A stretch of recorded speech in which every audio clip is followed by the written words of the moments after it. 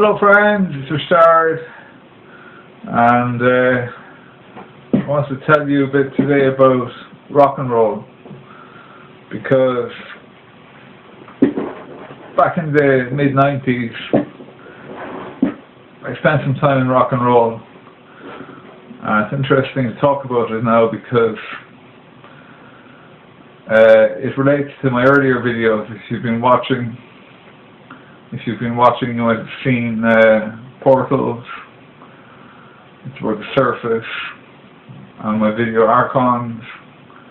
It's about these guys that live on Earth, and they're Archons, and they're involved in rock and roll. You won't hear about this on the music magazines or on MTV. So you could call this a whistleblower video. So the Archons, they're mixed up in rock and roll, but they're not the top guys in it. There's an upper level of management, a higher level than the Archons, and they're really running it. But they can do magical things, these guys, this higher management that I speak of, and indeed the middle management that I also speak of. So they can transport you from one place to another instantly. Time travel comes into it. It didn't come into it for me for my first gig, time travel. My first gig, I was in the woods, and well, I was pretty stoned, and management came along. You meet them occasionally, you'd have met them as well in your day-to-day life, and I believe that they are higher level ETs, but they came along and they asked me what I want to do, and I said I'd like to be in the biggest band in the world. And it just came to me. I thought that would be a surefire way to have a lot of fun. And so there was a gig happening right then. This was the summer of 1993. I got transported to that gig in Lollapalooza, and it was Rage Against the Machine. And I got to that gig and I played drums for the opening track. And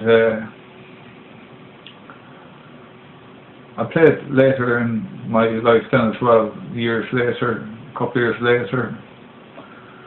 So I played a lot of gigs, well, maybe about a dozen, and some rehearsals and a lot of just general rock and roll stuff. Some technician work as well. That was with Ruby Horse, a cork rock band. But anyway, the whistleblower part of it comes into it in the way that they travel to gigs. It's like they can use jump rooms. A jump room is like, what they do is they look at the wavelength of the human being in terms of the chakra, and different frequencies and different colours of the chakra, and they can tune into that with technology and transport you from one place to another. In 1997 I spent about 2 weeks, and I played with the Red Hot Chili Peppers during those 2 weeks, and we played a gig in San Francisco, and I played with Ruby Horse as well. We were playing in Boston, but my personal situation was a bit uncomfortable because I left Ireland in 1986, but it became clear to me during press conferences and talking to people that I wasn't in 1996, I was in 1997. So that's rock and roll, and it does relate to the Archons, and it relates to the Gnostics. because this is Gnosticism, I believe, and what can I say with Gnostics? Let me think. Yeah, the Gnostics become aware of all of this, you know, occult information, and that's the name of the game. So let me have a sip of beer here and I'll see if I can come up with anything else for this video.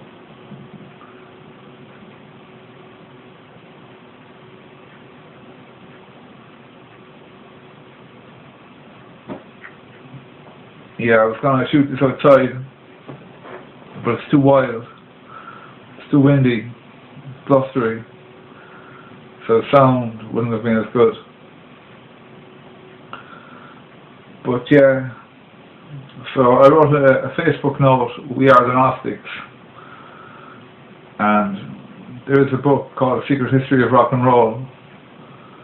That's by a guy called Christopher Knowles. I bought it recently. And in that book, Christopher Knowles makes the same claim that rock and roll is the old tradition of, you know, the early Christians. So probably Jesus would have been in the Gnostics, all of the apostles. So I might make another video about this, but I'll wrap it up there for now. Thanks a lot.